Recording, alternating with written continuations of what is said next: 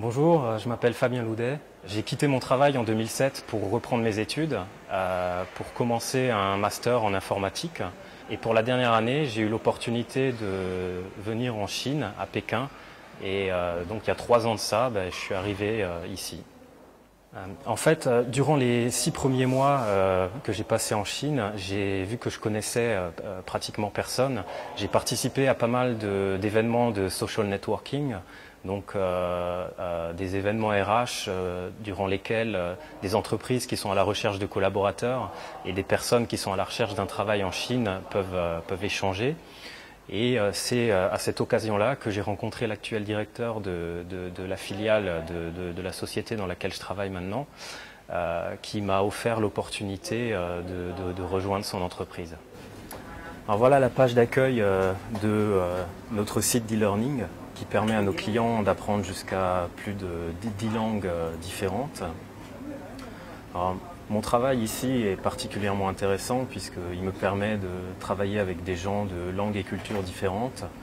Il me permet de pratiquer quotidiennement le chinois, l'anglais, bien évidemment le français quand je travaille avec les équipes du siège social.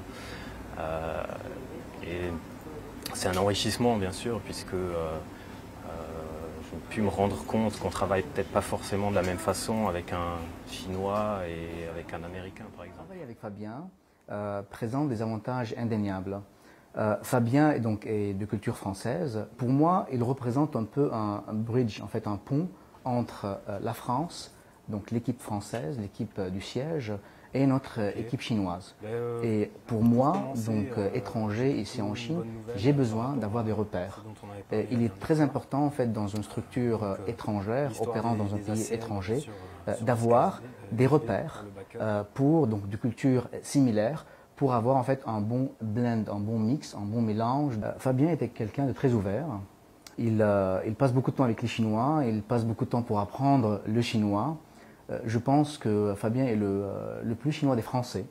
Fabien 不同的地方，我感觉他可能更严谨一些，就是对所有事情更喜欢较真儿，就是那种感觉的。然后就是说所有的事情他都要是把所有的事情都是弄得非常的清楚明白。Fabien中文说的还算挺好的，然后他也非常的努力，他每天中午基本上 吃过午饭呢，都是在练习中国的汉字。 Pour apprendre le chinois, j'utilise principalement un logiciel de mémorisation de vocabulaire. Alors ce qui se passe, c'est que depuis que je suis arrivé en Chine, j'ai pratiquement toujours sur moi un petit calepin de ce type. Et au fur et à mesure que j'apprends des nouveaux mots, que je découvre des nouveaux caractères dans la rue, je vais les noter avec le pinyin et ce que ça veut dire, la signification. Et je les intègre dans mon logiciel de mémorisation. Et tous les jours, je vais essayer de mémoriser en les écrivant une quarantaine de nouveaux mots ou d'expressions. Alors par rapport à la barrière de la langue, je ne savais pas trop en arrivant en Chine déjà si j'allais rester, si j'allais commencer à apprendre le chinois.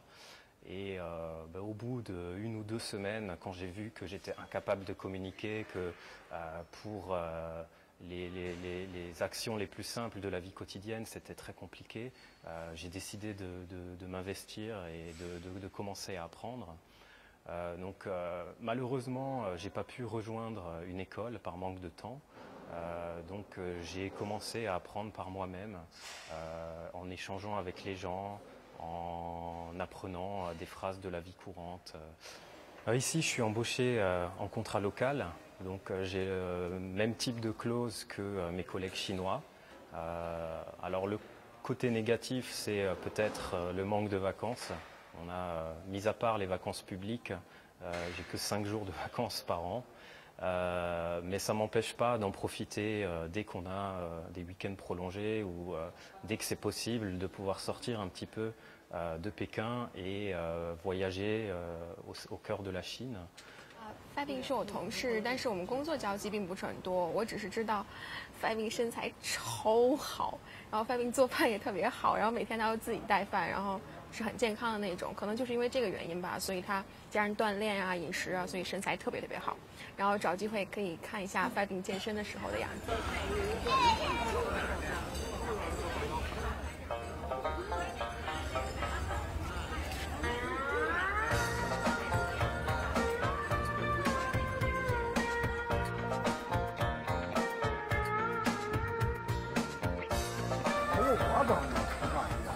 中国没有 CEO 代表啊？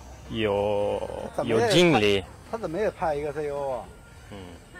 说入中国籍，带法公司上班就行了。为什么？你那时候就算收入高的了，可是你现在是法国籍，并不见得收入高。Par rapport à la France, c'est aussi quand on fait connaissance avec une personne, peut-être le type de questions que la personne va nous poser.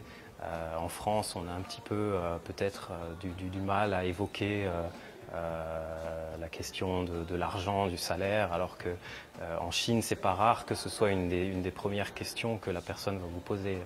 Combien vous gagnez par mois, ou alors des questions comme est-ce que tu es marié, est-ce que tu as des enfants. Alors pendant mon temps libre, je fais beaucoup de sport. J'aime bien venir dans ce genre d'endroit, comme aujourd'hui le Temple du Ciel à Beijing. Le Temple du Ciel, c'est un endroit que j'affectionne tout particulièrement, puisque c'est un petit oasis de verdure en plein milieu des gratte-ciel de Pékin. On peut rencontrer plein de gens intéressants, des personnes âgées qui font aussi du sport, qui entretiennent leur corps. D'ailleurs, je trouve que c'est beaucoup plus dans la culture des Chinois de pratiquer du sport jusqu'à un âge assez avancé. On peut voir ici des personnes qui ont plus de 70 ans et qui font encore des étirements, des tractions. C'est un côté de la Chine et des Chinois que j'apprécie beaucoup. Alors mes souhaits pour mon avenir en Chine, je pense que ce pays m'a déjà donné pas mal de belles opportunités et tout ce que je puisse espérer, c'est que ça continue.